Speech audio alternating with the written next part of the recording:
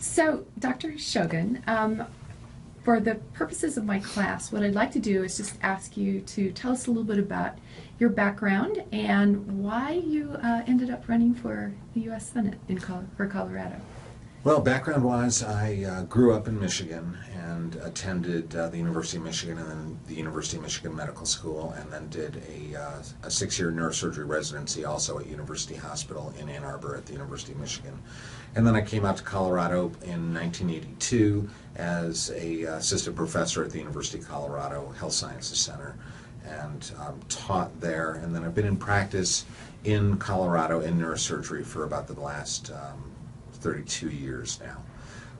And you know, during the course of the practice, things have been wonderful. I've been privileged to be out here in Colorado, but obviously things in medicine have changed considerably, and there have been a lot of frustrations, but a lot of frustrations also in the overall governmental system. And I reached a point where I felt like I wanted to do something more and fix things on a larger scale than what I was able to do on the one-on-one fashion in medicine, and decided that I would get into the political arena.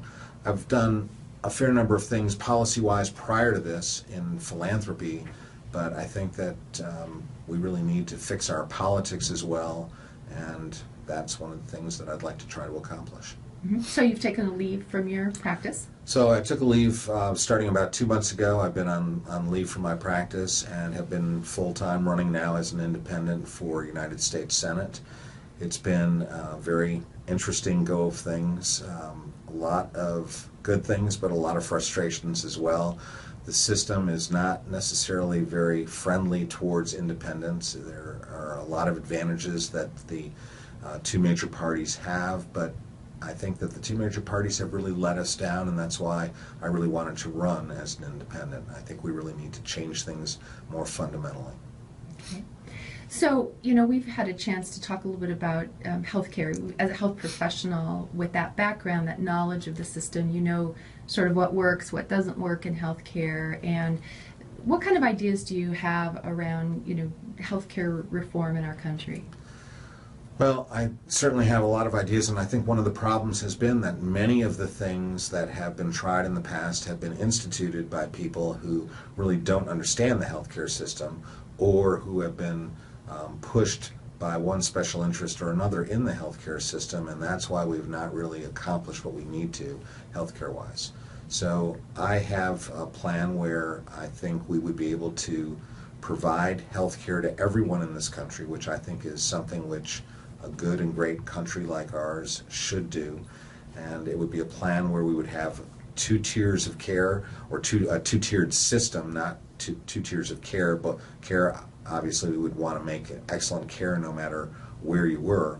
But everyone in the country would have coverage at some level, which would have a dedicated funding stream directed towards that tier, and then a second tier on top of that where you would be able to purchase insurance on top of the basic coverage that you would have within that first tier. And that second tier would be on the free market, it would be an open free market system where you could purchase just what you want and just what you need. So we would have a first tier where everyone in this country would have basic services provided, and then you could purchase more things on top of that. Mm-hmm. You know, I think one of the real questions that come up is what would be basic services? You know, that's sort of been debated a little bit in the media through some recent, you know, high-profile folks contesting what they've been forced to purchase because of Obamacare. What's your perspective on what basic services should be provided to everybody? I think that's really something that becomes a societal decision, and that we need as a society to decide what are the basic services that we want to provide to each other just by nature of the fact that we are all in this nation together.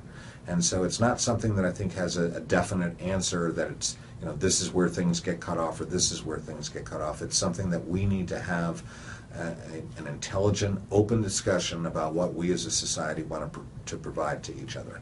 And the way that I think we will need to do that is basically through a panel of people who will have expertise in medicine, but also lay citizens. Everyone will need to have input in making this decision, and we will need to prioritize what we think are the absolute highest priorities and create a list of highest priorities, and then what we would provide would depend on how much money we had. We would provide all the way down the priority list until we no longer had money to provide anything more, and then people would need to purchase things beyond that. But I think we would be able to provide an excellent basic package of services, and I think that is what we need to do in this country. But it wouldn't be everything for everybody. Exactly. We just don't have the resources to do that, and this is something that people don't like to talk about, but that is just the fact of the matter, that we don't have the resources to be able to provide absolutely everything to absolutely everybody. Okay. So how are we going to pay for this? Well, there are different mechanisms that we could use. I have a mechanism that I would recommend, but I would not be necessarily wedded just to that. I think that it's something, again, we can compromise on in terms of what we would use as a means to pay for this. I personally would use a sales tax, or what's called a value-added tax. It's the equivalent of a sales tax, but a little bit easier administratively to collect. And that would therefore be money that everyone who purchases anything in this country would be paying to some degree for health care in this country. It would take care of the problem that we would have around even people who are in this country, not necessarily as citizens, but they would also be providing some money into the system, and because they would also be obtaining health care under the system as well. So that's the system I would use, but it could be done with a combination of things. Right now, there's a portion of our employer taxes that go towards health care. There are other taxes that go into health care. We could make a combination of this, but I think the best way from my standpoint would be to use this value-added or sales tax.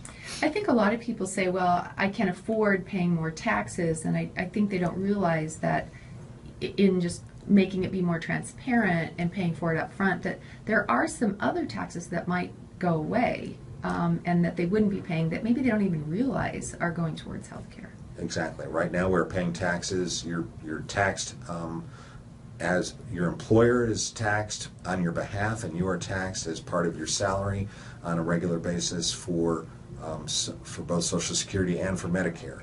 Medicare would be folded into this system, and so we would no longer need a Medicare tax from your employer.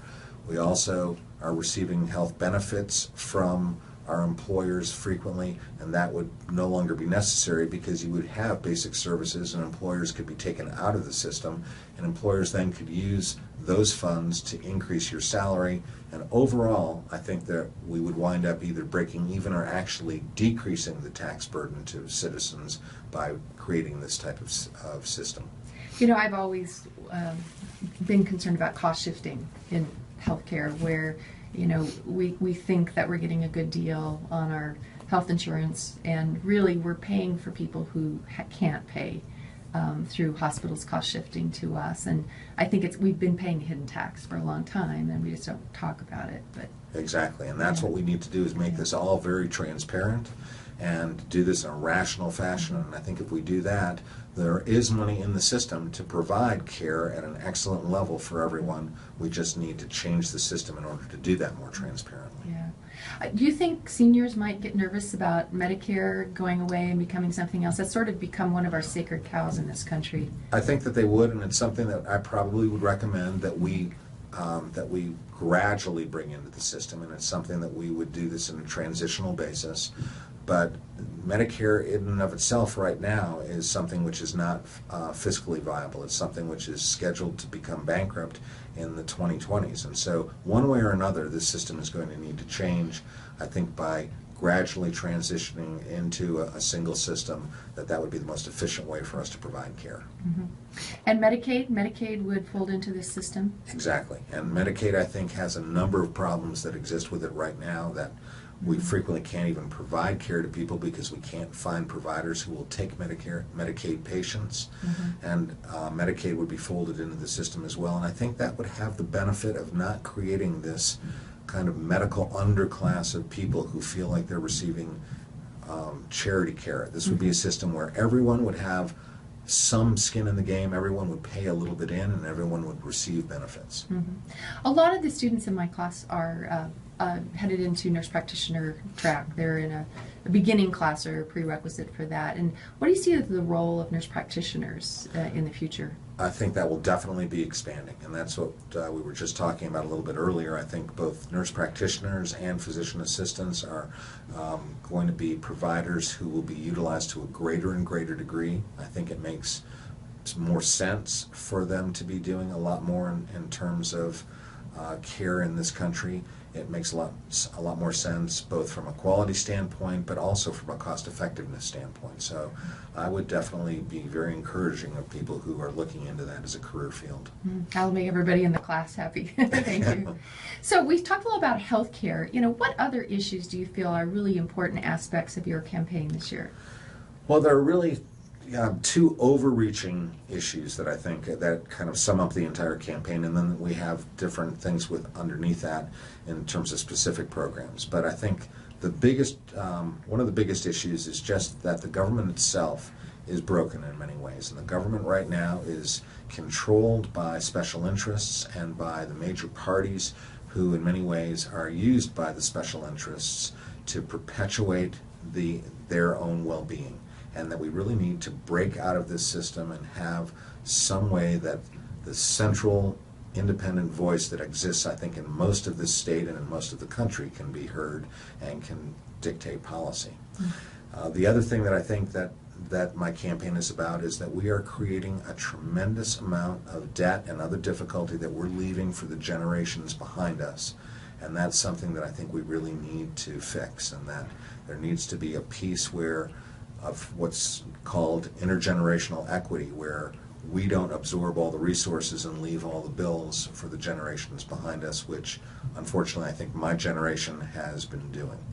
Those are the two overarching portions of the campaign. But then I have a number of different policies. I think we need to change Social Security. We need to provide more jobs. I have a large education platform also. I think we need to be doing a much better job in education to provide excellent skills for people to be able to fill the jobs that we'll create, and there are a number of other things.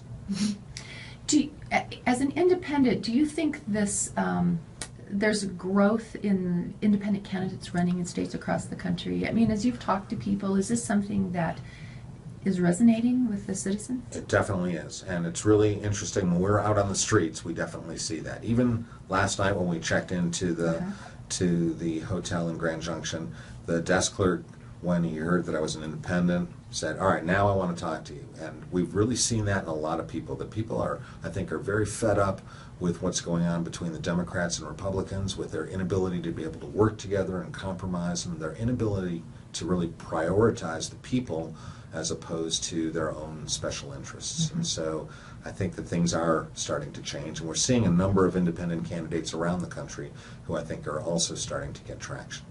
And do you communicate with those campaigns, or I just see like the Democrat and Republican campaigns are kind of interconnected from state to state. So does that happen with independent campaigns? It has not happened very much so far, unfortunately. But I think that this is the start of a whole new movement, and that there are a few organizations out there that are trying to bring independents together. And we don't really want to create another political party, but we do want to create a change in the way that the system is functioning now, so that those independent voices can be heard.